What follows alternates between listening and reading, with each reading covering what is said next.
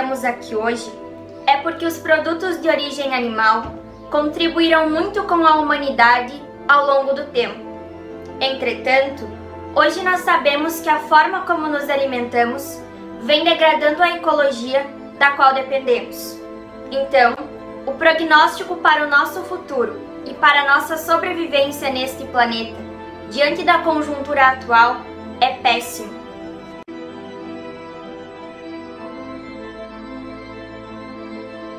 E se a base para a alimentação humana for o que nos levará ao declínio?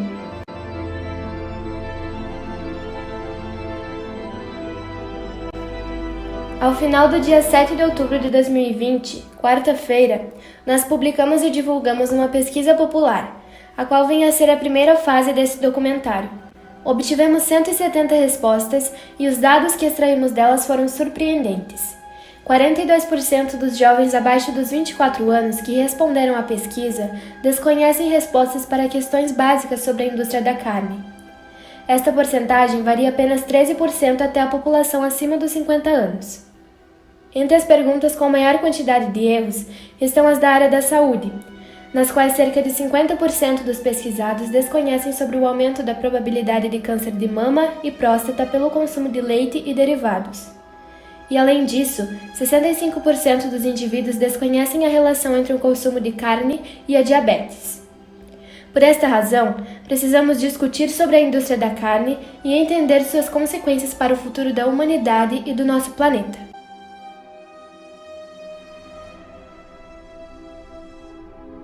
A história do consumo de carne começa há 2,7 milhões de anos, quando os primeiros hominídeos começaram a consumir carne vermelha a partir de sobras de carcaças e ainda sem o uso do fogo. Nas cavernas, a espécie humana dava preferência a ela, como concluíram estudos de arcadas dentárias. E é provável que o homem só se conformasse com outros alimentos quando a caça rareava. Ao aprender a cortar a carne para comê-la, os ancestrais deixaram para trás os grandes dentes que eram necessários para rasgar a proteína animal. Isso pode ter levado às mudanças no crânio e no pescoço, auxiliando no desenvolvimento dos órgãos relacionados à fala. O crescimento do cérebro, ao longo dos anos, também foi resultado da ingestão de carne, de acordo com pesquisas. A proteína foi essencial para fornecer mais calorias, com menos esforço aos humanos. A relação entre o consumo da carne e a degradação do planeta hoje são das mais diversas. A indústria está entre os maiores responsáveis pelo aquecimento global, por exemplo. Segundo um estudo do Instituto de Agricultura e Política Comercial e da organização ambientalista GRAIN, divulgado no ano de 2018, se a indústria da carne não alterar seu curso e continuar crescendo como previsto, sua participação nas emissões globais de gases de efeito estufa aumentará para 27% em 2030 e para 80% em 2050. Mas, por que o aquecimento global é uma questão importante? Para ilustrarmos as drásticas consequências da emissão de gases e seu funcionamento, nós criamos um simples experimento utilizando 2 potes de vidro que contêm a mesma quantidade de água e de gelo, e posteriormente são colocados sob o sol. A diferença entre eles é que um está tampado.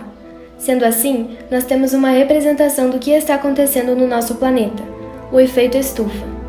Na Terra, a partir da luz do Sol que chega à superfície do planeta, parte dela é transformada em calor e outra parte é refletida para o alto, onde, em virtude da atmosfera e principalmente dos gases do efeito estufa, ela é novamente refletida para a superfície, e este processo se repete até que a luz seja totalmente dispersa no espaço ou absorvida pelo solo. O aquecimento global ocorre quando há o aumento da porcentagem de gases do efeito estufa. Assim, menos luz vai para o espaço e acaba sendo absorvida pela superfície. No nosso experimento, a água representa o mar e o gelo as calotas polares. Já o pote que está fechado representa o aumento da porcentagem de gases do efeito estufa. Desta forma, o gelo dentro dele derrete de forma mais rápida, já que apesar dos potes serem de vidro e o pote fechado refletiria mais luz para dentro dele, em comparação aumentando a temperatura. Nem todos sabem, mas a pecuária e a destruição do meio ambiente estão diretamente relacionadas, porque grande parte das áreas devastadas são utilizadas para o gado. No Brasil, a abertura de pastagens e o cultivo de grãos como a soja que são usados principalmente na alimentação animal, tem usado milhões de hectares de vegetação nativa, em ecossistemas como a Amazônia e o Cerrado. Estudos mostram que 91% da destruição na Amazônia se deve à produção do setor da agropecuária, entre pastagem e cultivo de grãos para alimentar os ruminantes. É só a gente pensar o seguinte, qual é a base das teias, né, das cadeias alimentares? Não são as plantas que são as produtoras, né, de todos os carboidratos que a gente necessita para produzir energia a nível celular? Então, se a gente consumir, quanto mais próximo dessa fonte de produtores, menos energia a gente vai gastar com alimentação, tanto a gente comendo, como em relação à cadeia produtiva, né? Porque para o alimento chegar na sua mesa, precisa gastar água para ser produzido, precisa gastar combustível fóssil para ser transportado, que estão contabilizando aí nessa conta tanto de dinheiro, né, como de gasto de recursos da natureza. Além disso, uma exploração agrícola com 2.500 vacas leiteiras é capaz de produzir a mesma quantidade de resíduos que uma cidade com 411 mil habitantes produz. De acordo com pesquisas, a quantidade de resíduos fabricados pela indústria da carne poderia cobrir as cidades de Nova York, São Francisco, Tóquio, Hong Kong, Londres, Rio de Janeiro, Bali, Berlim, Delaware, Dinamarca, Costa Rica, Paris e Nova Delhi juntas. Hoje, a gente já sabe que a dieta com baixo teor de carne, né, de produtos também pró-inflamatórios, pode ser um dos tratamentos, uma das prevenções a doenças, principalmente doenças cardiovasculares. Tu tens que avaliar o contexto, sabe? Exemplo, a Kelly, ela come muitas frutas, muitos vegetais, ela faz atividade física, ela toma bastante água e ela come carne. É um cenário.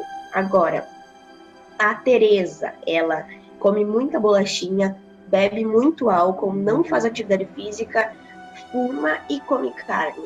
Essa sim, mas não foi a carne só, foi tudo, entende? Então, a gente não diz assim que é a carne que foi responsável da pessoa ter uma doença, mas a carne ela pode piorar uma situação que já está ruim. No ano de 2015, a Organização Mundial da Saúde convidou um grupo de 22 cientistas para revisarem as evidências que ligam a carne processada, entre elas salsicha, bacon, presunto e diversos outros, a índices de câncer. A conclusão foi clara e definiu os alimentos processados na categoria cancerígena, a mesma categoria para risco de câncer que o cigarro e o amianto. Mas é claro, isso não significa que são igualmente perigosos, apenas apresentam um risco sobre a carne processada. A Agência Internacional para a Pesquisa em Câncer, ligada à OMS, Organização Mundial da Saúde, declarou que o consumo está associado com o aumento do risco de câncer coloretal, câncer de estômago, próstata e pâncreas. A agência estima que cada porção diária de 100 gramas de carne vermelha pode aumentar o risco de câncer em cerca de 18%, e a cada porção de 50 gramas de carne processada consumida diariamente aumenta o risco de câncer de colo retal em 18%.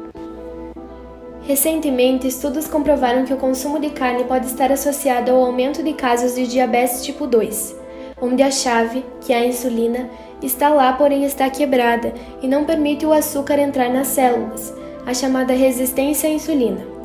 O estudo foi realizado pela Universidade Nacional de Singapura, reunindo dados coletados pela Universidade de Harvard, de cerca de 150 mil pessoas ao longo de 20 anos, pesquisando sobre a alimentação delas.